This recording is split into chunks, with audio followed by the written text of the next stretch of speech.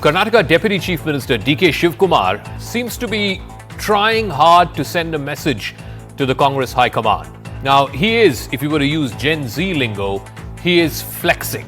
First, he went to the Maha Kumbh. He became one of the few Congress Congress leaders, in fact, to go to the Kumbh and take the holy dip. Remember, neither Rahul Gandhi nor Priyanka Gandhi have gone to the Kumbh. Rahul Gandhi, in fact, was in Rai Bareli, which is barely a couple of hours away from Prayagraj, just last week.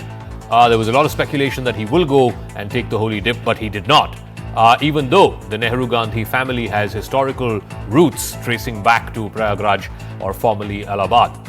DKS, after going to the Kumbh in Prayagraj, then he went to Coimbatore and he celebrated the Mahashivratri at the Isha Foundation with Sadhguru. Again, this is not normally a place that you would find an average Congress leader in. So what is he trying to say through all of these actions?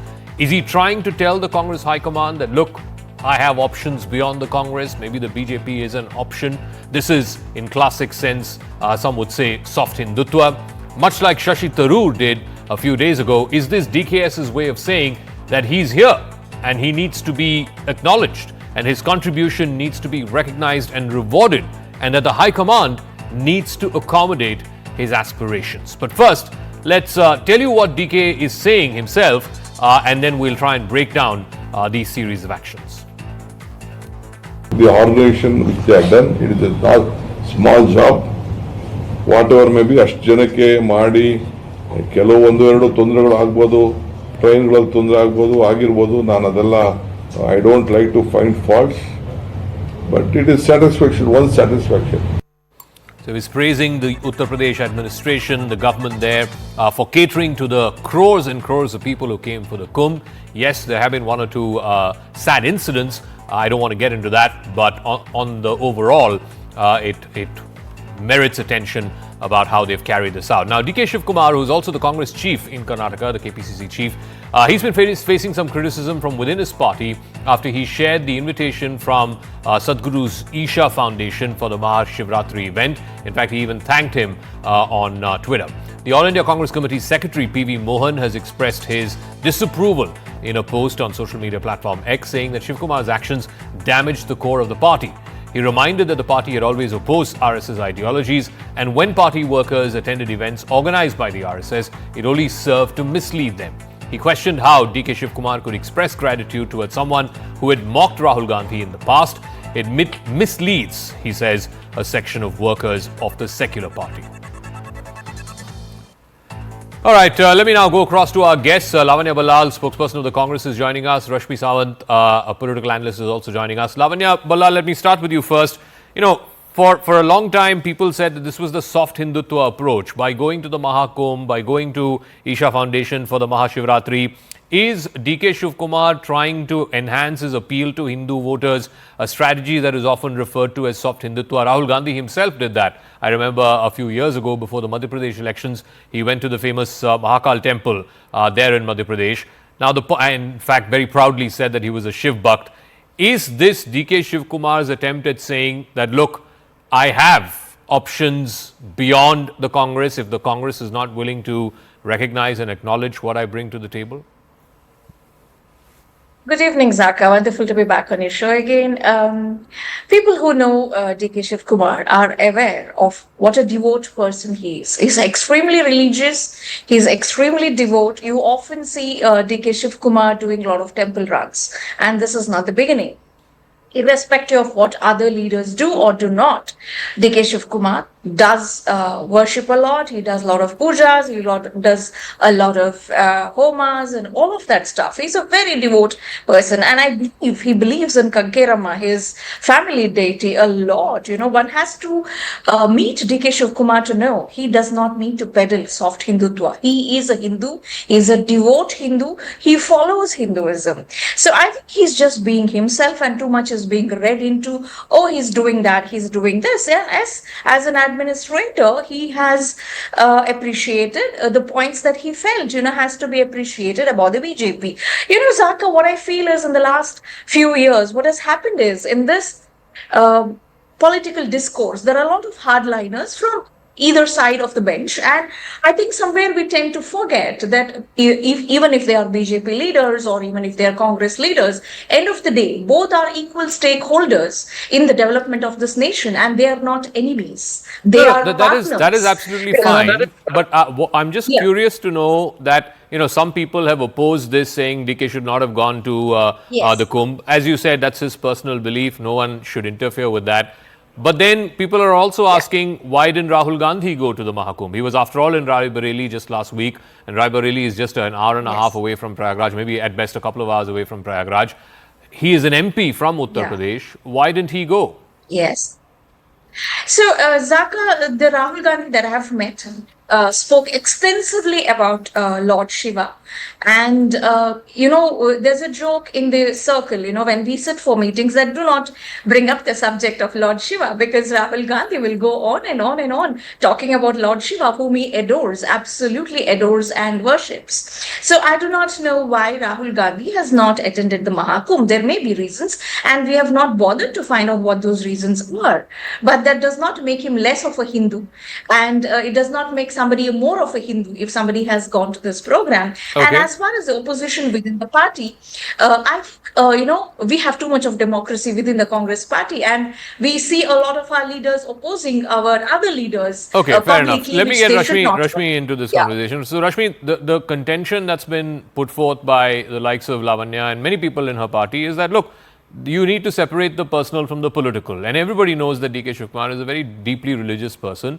He's not tried to hide that in any form or fashion. He wears his religiosity on his sleeve, and that's fine. That does not mean that every other leader in the Congress party has to either approve or disapprove of what he's doing. Neither does it mean that every other leader in the Congress party has to take a leaf out of DK Shivakumar's book. So separate the two, the personal and the political. Well, Zaka, I would have, really appreciated if that were the truth. But I think the actions of the Congress party speak louder than words. Although they claim that they're okay with all of this, they proceeded to suspend Acharya Pramod Krishnan when he decided to flaunt his Hinduness.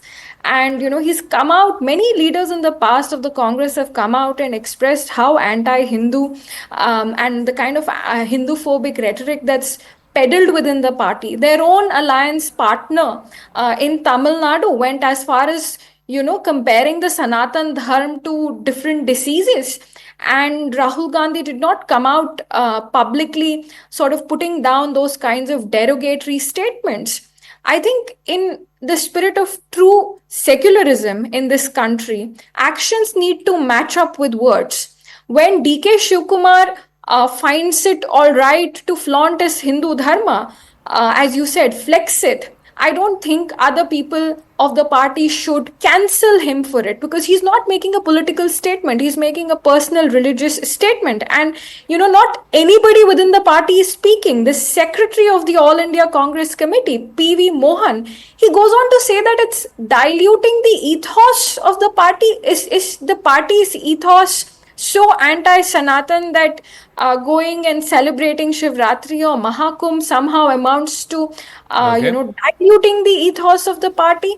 I think the actions of, suspending multiple leaders in the past speak louder than the words that the respected spokesperson here seems to, bring out in defense of her own party members. So can I ask Lavanya something? I mean, okay, let's separate the personal and the political.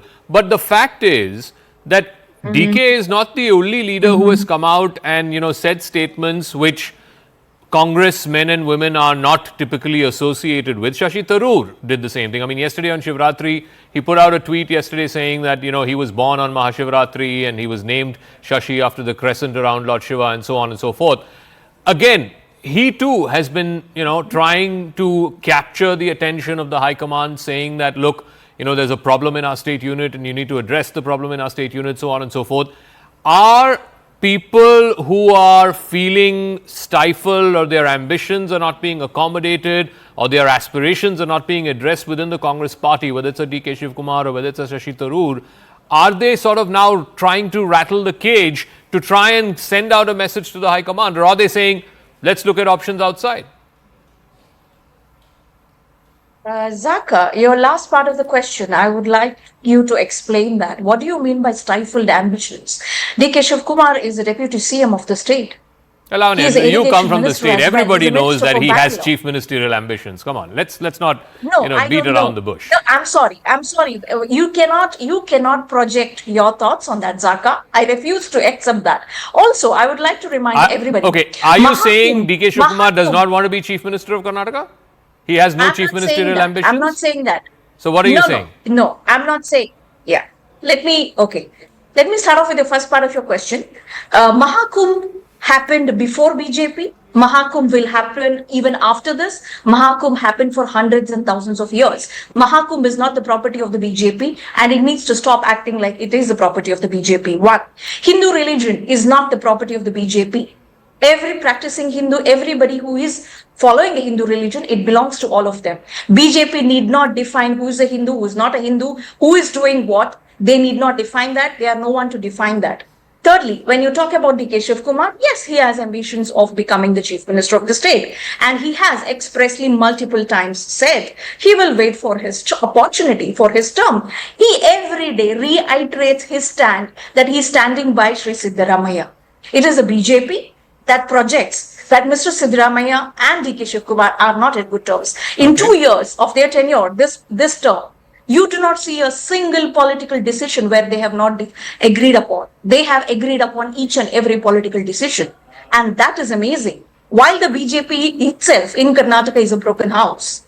I'm sorry, people must stop casting, all these doubts on their political Rashmi, so working the point that relationship. Lavanya is making, and I think to some extent Shashi Tharoor also clarified that, he said, there's no question of looking beyond the Congress party. Even DK has said that in as many words. There's no question of going to the BJP because I don't believe in the BJP's ideology. So that both, for the record, are saying that.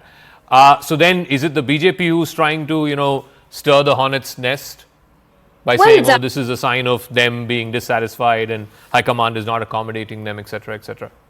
Well, Zakka, in the past, every Congress leader who has changed parties have been true blood Congressies until the very minute that they picked up BJP membership. So I think we shouldn't read too much into statements of politicians because they are just that, political in nature.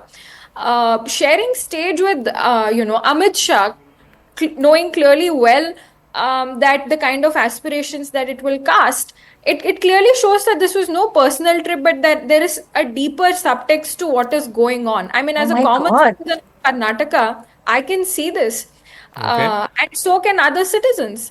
That you're sharing stage with a tall BJP leader. He could have just made a personal trip as well, but no, he decided to stay for the official event wherein both Amit Shah and Sadhguru made their Zaka, speeches. Okay.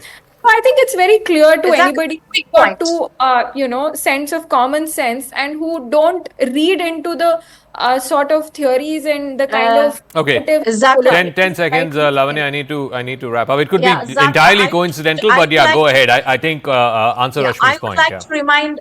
Yeah, I would like to remind Rashmi that Amit Shah is the Home Minister of India, and he's not our enemy. We may differ, political ideologies may differ, but they are all partners in ensuring that the nation develops. So it's perfectly fine to share the stage with a leader from the BJP party. It is perfectly fine for BJP leaders to share stage with Congress leaders. It doesn't mean that they're switching parties, and people should stop their wild imaginations Okay. and making wild accusations. All right, Thank we'll leave you. it at that. Lavanya Balal, Rashmi Samant, thank you very much for joining us. Whether or not there is anything more politically speaking to the actions of DK Shivakumar, or for that matter, even what Shashi Tharoor has said, we will wait and see.